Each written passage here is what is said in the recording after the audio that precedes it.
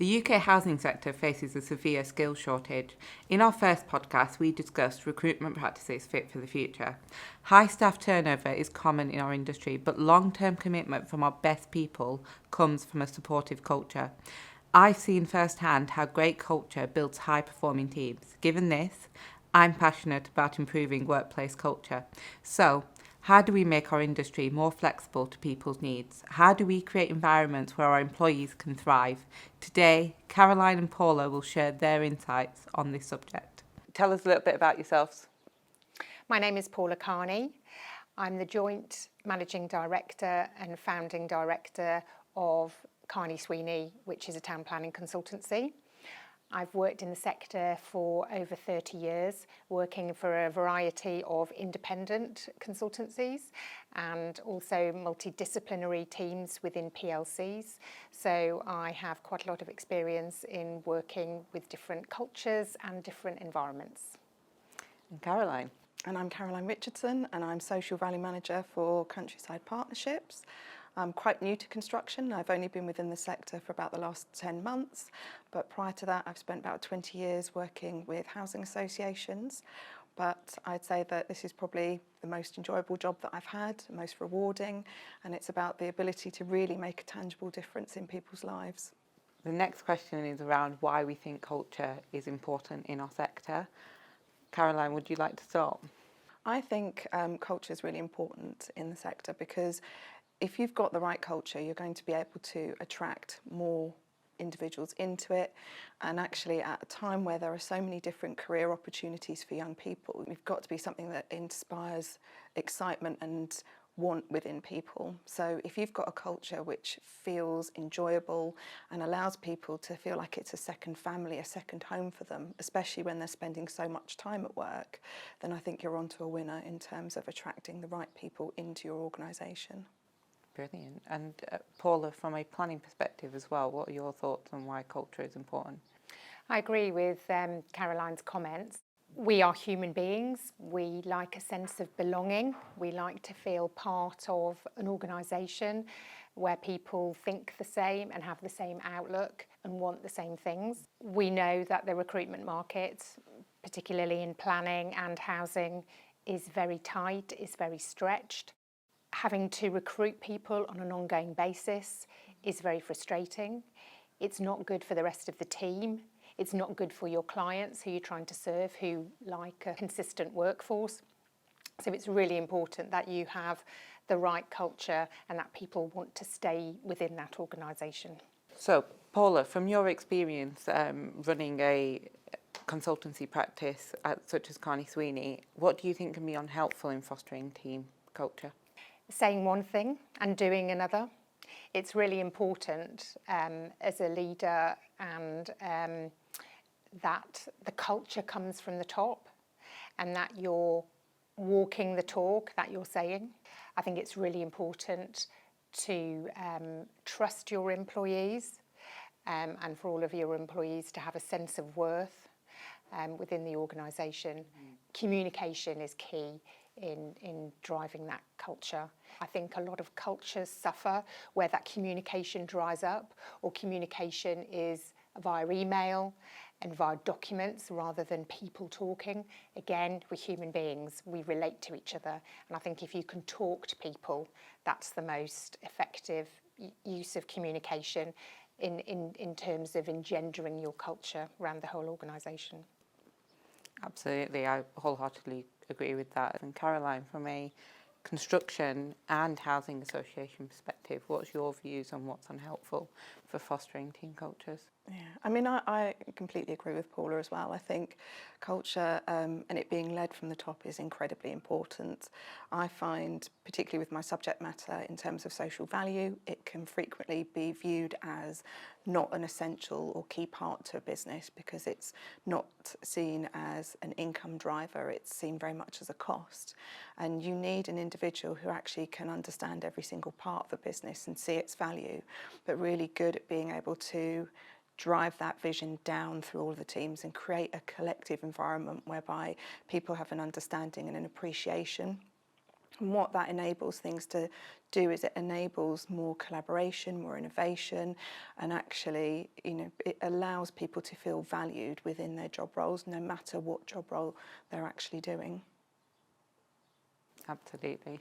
And I think social value is a very key subject to what we do, because you've both spoken about people being human beings, and what we deal in is we deal in homes and livelihoods, and so ensuring there's that human element to it is fundamental to what we output in terms of work as well. Linked to that, what do you think helps build trust within your teams and your sectors? Caroline, would you like to go first on that one? Yeah, I mean, I think for me it's really important that you build a culture whereby actually you make it okay for people to fail. And I think by doing that, what you're doing is really empowering your team and giving them the opportunity to be creative and innovative without fear of reprisals. And actually that enables them to give you really good feedback and not become just a talking board. So they're not telling you that you're doing a great job and you're not stagnating. You're actually able to flourish and create real change within the sector. Absolutely. Paula, what would you like to add? Yeah, I think open communication builds that trust, that it's a two-way relationship, that more junior members of staff feel able to be open about their thoughts and to feel that their thoughts are valued, that they're really important in the team, that they're not a number, and just because they're junior doesn't mean that their thoughts don't matter and that they can't bring a valuable contribution to the team, which they definitely can. I think flexibility is talked about a lot in the job market, and I think it really is important to be flexible. But I think it's really important that that flexibility is across both genders. I think people think to get more women into the labour market, that flexibility only has to be offered to women. But I strongly disagree with that. I think it needs to be offered across both genders, and that's what we at CarneySweeney definitely do. Having said that, I'm very proud that 65% of the town planners within our practice are women. We headed up the planning consultant survey this year in terms of the number of women that we have within our organisation, which I'm very proud of. But as I say, it's really important to have a balance across both genders, in age, in backgrounds, so you've got a big skill set and strengths that you're bringing to that practice, so that flexibility goes right across that piece. Mm-hmm. You've talked about balance for a very long time. I remember when I worked with you 10 years ago and you were talking about balance in your teams before CarneySweeney was an idea probably. And so how have you felt that that's brought improvements to your team, having that balance of 65% female and 35% male? Well, being a planning consultancy, you deal with the public and you're creating, alongside your clients, environments for people to flourish. It's really important that you bring the community along with you and that you communicate to all sectors of the community. The more balanced workforce that you've got within your organisation, the more that you can appreciate that and understand that. The last thing we want is a lot of old white males communicating only that to lots of different people and lots of different organisations, because the country isn't like that. And therefore, I think in order to effectively understand the communities that you're trying to redevelop and refurbish and improve, it's really important that you've got people within your organisation who understand that and can communicate that. But, it's in the last 10 years, well, in the last 30 years since I've been in the business, it has changed. I mean, I remember when I was a young planner starting, I was the only woman in the room for years and years. Nowadays, you can have more women in the room than you can have men in the room, and you can have completely balanced meetings, and that's really great to see. It's not to say that we're there yet. We're not there by a long stretch, but there's been great strides and great improvements, which is really, really fantastic to see. And as somebody new to the construction industry, 10 months in, Caroline, how have you seen diversity within Countryside Partnerships? It's really interesting for me because I probably came into the sector with a preconceived idea of what it was going to be like. And I thought I was going to spend my whole time with burly men walking around construction sites. And in actual fact, I very rarely see men, or I spend most of my time with actually really strong females sort of delivering on amazing multi-million-pound development schemes. But not only that, actually, when I look at our workforce, it is actually really diverse. And one of the things I really enjoy about Countryside is the fact that it is so representative and it feels so inclusive. And I suppose, like, going into the meetings, it's not just about feeling that it's about the diversification and everybody being there, but it's the culture I feel is so good that I'm a social value manager. I'm not a director, I'm not a head of service, but I sit in meetings with all these individuals, but my opinions, my thoughts are just as valid as everybody else's within that room. And that for me is a real positive, and I've never experienced that, before Countryside. So I think that's really important. I think one thing that I've seen at Countryside is that we really reflect the communities that we're working within. So, do you guys think the housing sector is doing enough to highlight good cultural practices? Caroline, would you like to start on this one?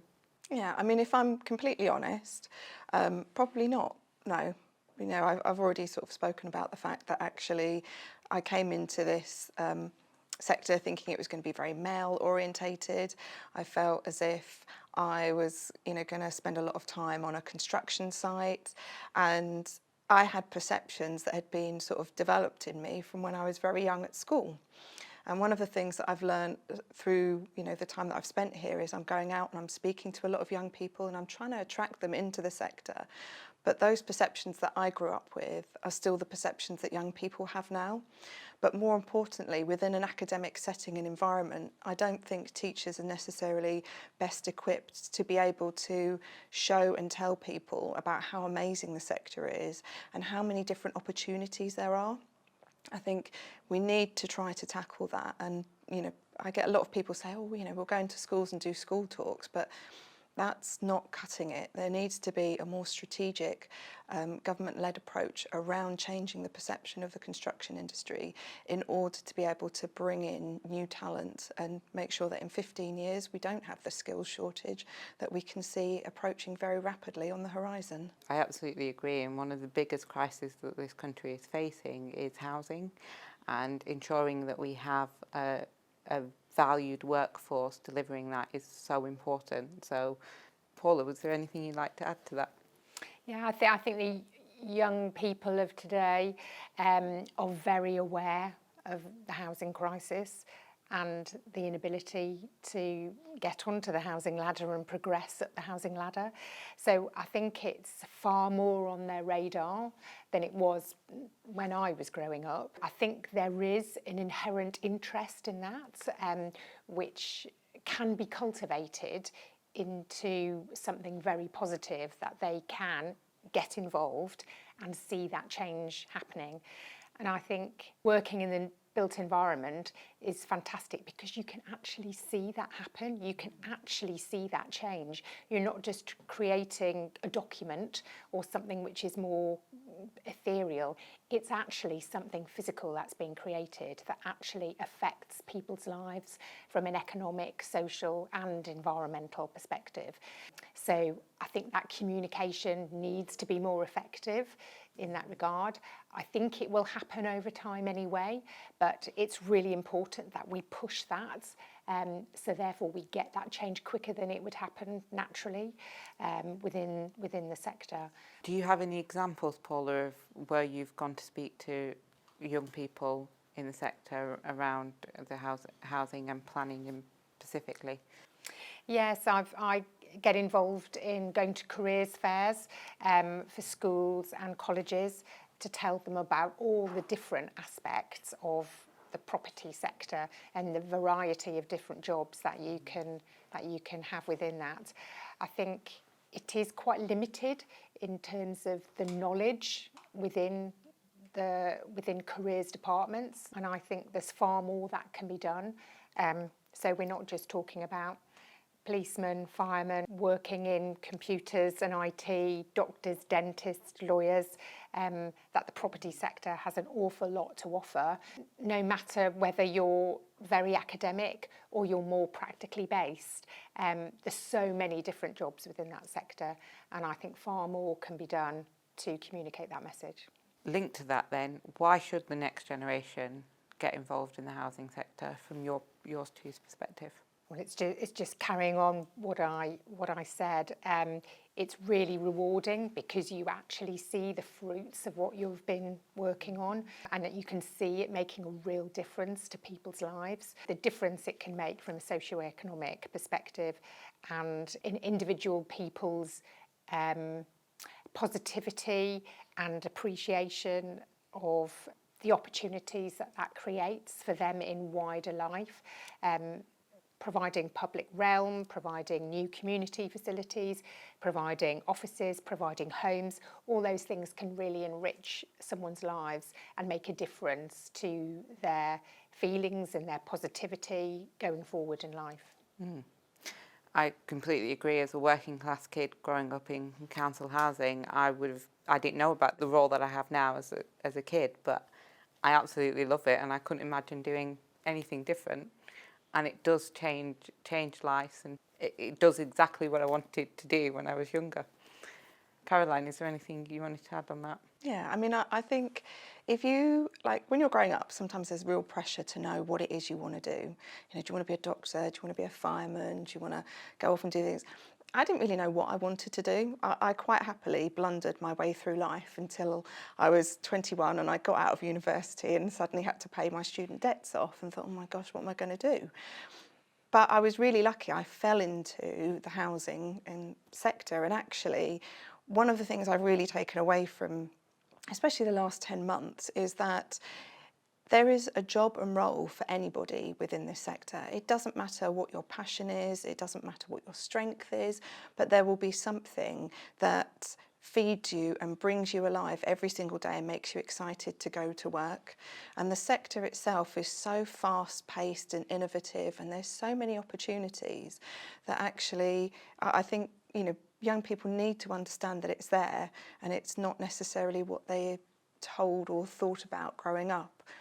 And I think the other thing I really would say is that we tend to naturally presume when children are young, diggers are for little boys and Barbies are for little girls.